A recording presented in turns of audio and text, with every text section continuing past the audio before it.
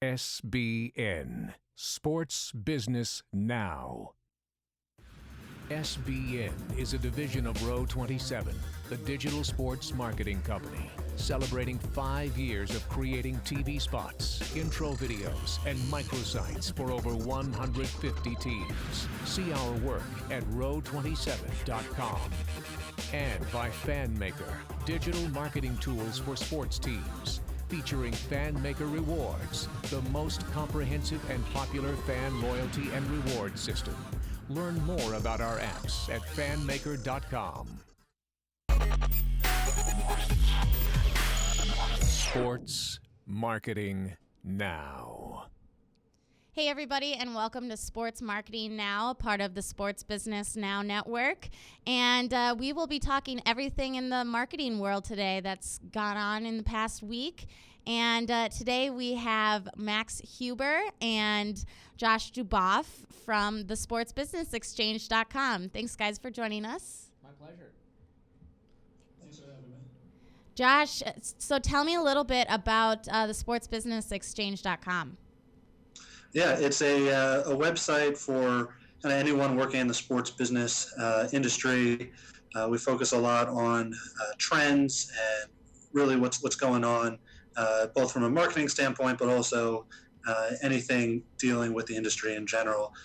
We specifically focus a lot on startups and entrepreneurial ventures. So we have a nice collection of both established companies that we talk about and startups as well.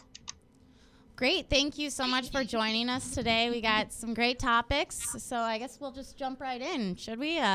So the Cubs are, launching a new marketing campaign for featuring authentic fan stories, and it's called Committed, I believe it's called. And what it is, like I said, it'll feature authentic stories and that real emotional connection between, Cubs fans and the team, because really that team has some pretty committed fans, as you can see with that tattoo from that guy there, which is a little intense. But with the struggling ticket sales of the Chicago Cubs these past couple of years due to their on-field performance, does a campaign like this really turn the needle for fans to come to the ballpark? I'll start with you, Max. I think it does. You have to find a new way to connect with fans, and this is hopefully going to remind them why they're a fan of the Cubs and bring back some of those memories that they've built throughout the years of being a Cubs fan. Like you mentioned, maybe struggling on the field, but trying to find that other connection, that deeper, heartfelt connection with these fans and bring them back to Wrigley, and I hope it works. Right. Josh, what do you think of this new campaign? Yeah, I tend to agree with Max. The best stories out there are the ones that really touch on the deep and passionate fans with the team. And the Cubs are one of those teams that, has that connection with its fans, partially because of the championship drought that they are experiencing right now. But this campaign would work in an organization, the Cubs. It would work with the Red Sox organization or any team really that has this deep and loyal fan base that transcends the playing field and really encompasses the community as well. Eagles and Philadelphia Eagles, and that would work there as well, because it's not just about the Cubs, it's about Chicago, or for the Eagles, it's about Philadelphia. So finding these stories and connecting it with the team and the fans is just, I think, a great opportunity to market everyone together. Right. Yeah, they're going to profile, a couple that met at a Cubs game and now are married, and that security guard who literally has the Cubby tattooed on the back of his head. So I think that'll be great to really show the human side of the Cubs fan and just how really devoted they are to their team. Moving along to mascots, same with the Chicago Cubs, but there's been rumors that Wrigley has thought about adopting a mascot for the Cubs. And I know, Josh, you have a little experience as a mascot, as you were a mascot for 4 years with UMass Minutemen, correct? That's correct. So what do you think about, such a traditional team all of a sudden adopting a mascot, usually in order to kind of attract more fans or especially kids in this situation. So from a mascot's point of view, how do you feel about it? Yeah, well, obviously I'm more than a little biased. I obviously love mascots, and I think there's very few instances where a mascot wouldn't help to really enhance the team and encourage fans and participate with the team. I think it's a good idea for the Cubs. Mascots in Chicago have worked in the past. I think the bull for the Chicago Bulls is one of the, in my opinion, and for most mascots' opinions, is one of the best mascots in the country. Love him. He's very well known, and if there's an opportunity for the Cubs to align with the pro team in the area, maybe perhaps aside from the White Sox, I think it really would work to their advantage. The Cubs are a traditional team, but I do think that a mascot will help connect with the younger audience. The actual mascot is a cub. It's a small bear basically. So I think if they go with a cub as a mascot, give it a fun name, go out into the community and connect with some of the younger fans who may not be able to get to the ballpark all the time, I think that's really where they would have some success. The Boston Red Sox have a mascot with Wally, and they have a ton of tradition up there. And there's only a few teams really that don't have a mascot at this point. But I think if the Cubs do it correctly and make it a priority and don't just push them to the background, I should say, for a one-time promotion, but really ingrain the mascot into the kids club and to what they're doing in the community, I'm a big fan of them having a mascot. Max, mascot thoughts? I completely agree. Having gone to a school that didn't have a mascot, there's so many uses that you can use with a mascot, like Josh mentioned, the kids club, the community outreach events. There aren't many teams left that do not have a mascot. The Green Bay Packers, but they have such a winning tradition. Mm-hmm. The Cubs have been to the playoffs 4 times since 1990. They obviously need to do something different. It's going to. Just think of all those fans that were born after 1990. Some of them may have never seen the Cubs in the playoffs. They don't understand that Chicago is a winning organization.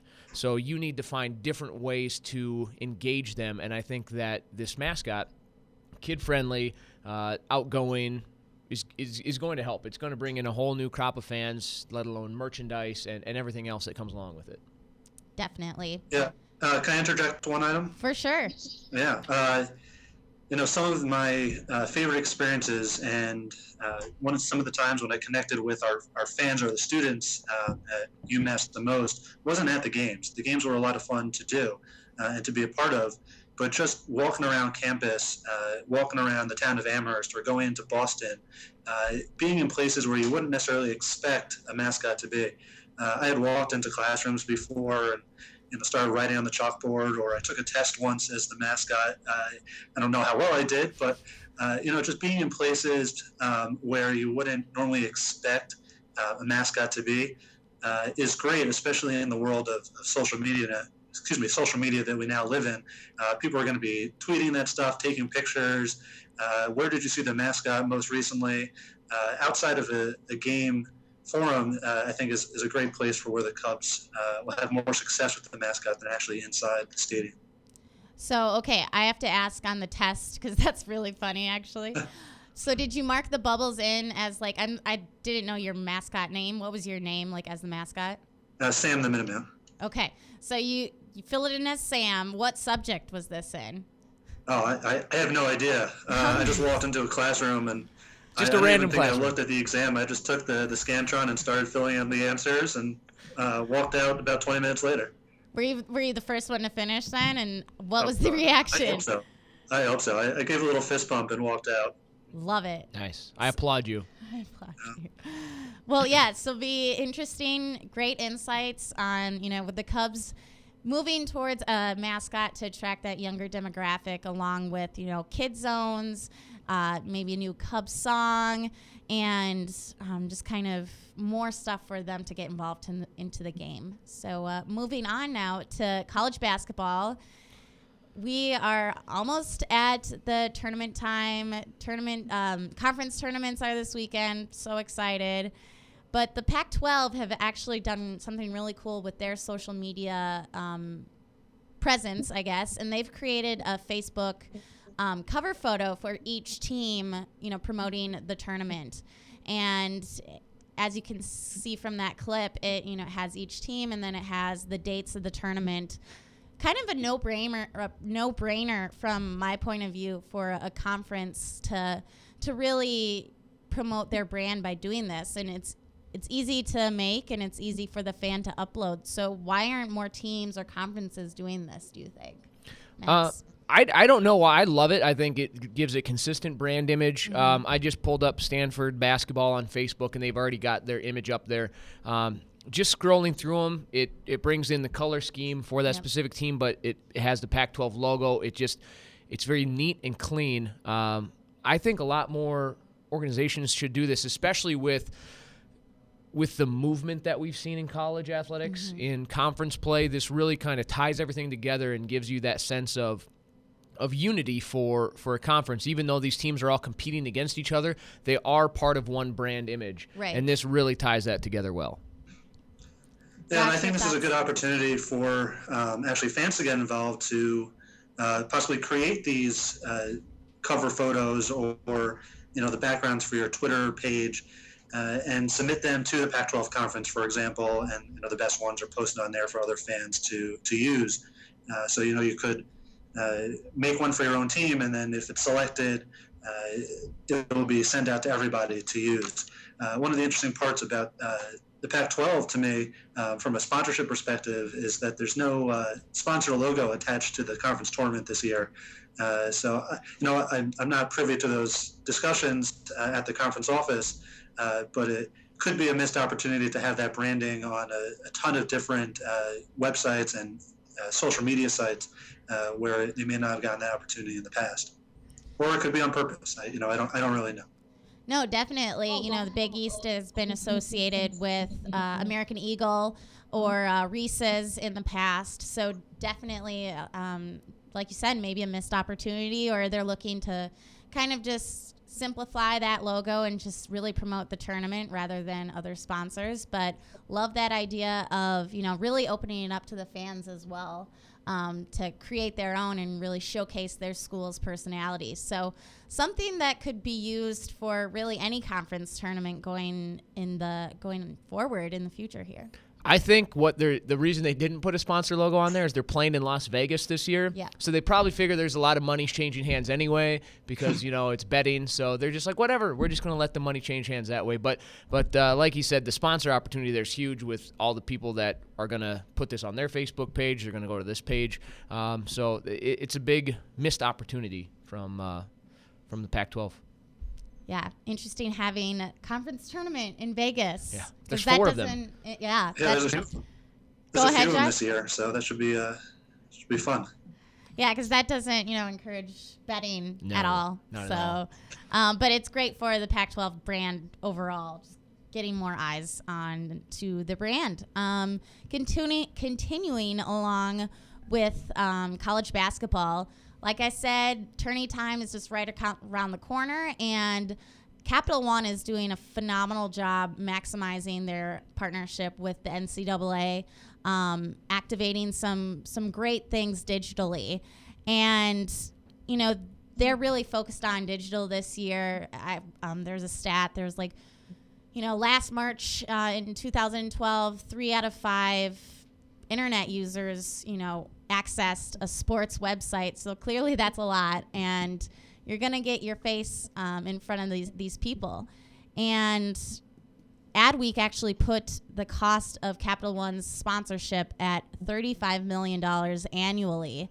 Do you think it's worth it, Max? Capital One to really have a marketing blitz around the conference tournament, in the NCAA tournament? Not being a finance person or accounting person, but knowing the reach that they're going to get. People already know Capital One for the Vikings, for Alec Baldwin in the commercials, but there's going to be so many eyes on this tournament because there always is. People are checking online for the scores if they're at work. People are doing bracket challenges. I think that's two of the best ways that Capital One could really get the message out there. Yep. How many people do a bracket? How many people do dozens of brackets to try to fill them out? If Capital One has their name on all those and people are sharing them, sending them out, 35 million, who's to say? It might be a little much in my eyes, especially just for this, but obviously they see value in it. They keep coming back. But I don't know. It just seems like a really high number to me. Especially for one event. Yeah. Josh, what are your thoughts? Yeah, I mean, it might be one event, but it also lasts the whole month, which is just great instead of doing it around one event like the Super Bowl, which really, if you even include it with the week leading up to the Super Bowl, it's only a week long. But it's tough. The March Madness brings in a lot of sponsors. I immediately, if you ask me to name sponsors associated with March Madness, Capital One's up there, but so is Buick, and so is Enterprise, so is LG, and Reese's as well. I think it's hard to kind of define that space and really own it. And obviously that wasn't an exclusive list of sponsors, but just what popped into my head as some of the big ones. But I mean, 35 million is a lot of money. I think for them, they are a credit card company first and foremost, so some of it has to come back to ROI, and are they really getting conversions on credit cards based off of this sponsorship? It's hard to figure that out on a one-shot basis. But at this point, most people know what their trademark is, and it's what's in your wallet, and is there a Capital One card in your wallet? So I think if they have figured out that this is a good opportunity for them to get more people to sign up for their credit cards, then as long as it keeps making sense, I don't think it matters how much they're spending. Like I said, as long as they're making that money back at some point. And I think the best part of this platform is really their social media tie-in. They are encouraging fans to use the hashtag #RallyCry. Anytime you discuss your team on Facebook, Twitter, or YouTube, and the team with the loudest and proudest, fans will be featured prominently on Capital One's social media websites, including, team color scheme, which I think is a fantastic idea and branding opportunity for universities to really encourage, their fan base to make some noise. Yeah. The more I think about it, it's probably just it's a great opportunity for them.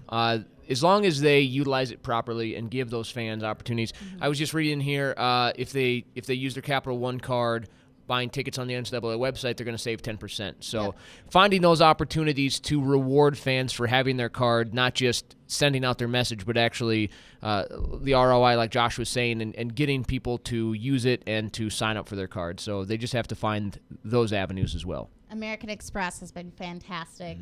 Yes. Yeah, you took the word right out of my mouth. I'm sorry, whether it be... No, that's fine. I was going to talk about Amex. I think from all the social media initiatives, I think Amex is doing a great job. I've used it. I have my synced Amex connected to my Twitter account. I've bought things from them, gotten some rewards for it as well. I think they do a really good job, and it's very trackable. So they can tell exactly who's using it and how it's working. And Capital One can do this as well with the component in terms of putting in the discount code for the tickets. I'm not sure how effective it is for branding their page with the school colors and the Rally Cry hashtag, but definitely I think it's a good step in the right direction. Well, clearly great minds think alike, Josh. Well. Absolutely. I was kind of thinking that. I just didn't mention it. Oh, okay. You just didn't know the exact, Yeah. Visa, MasterCard. Yeah, American exactly. Express. Great minds. Got it. Well, thank you, Josh. Thank you, Max, You're welcome. for joining us. And we'll obviously see come tourney time, whether those Facebook fan pages really did some great things and Capital One sponsorship as well. And, yeah, thanks, guys. Good luck to your Hoosiers. I know. I'm so excited. Number 1 seed, hopefully. And we'll see you on Thursday for Sports Business Live, for Sports Business Now Live, and next Tuesday for Sports Marketing Now. We'll see you next week. SBN, Sports Business Now.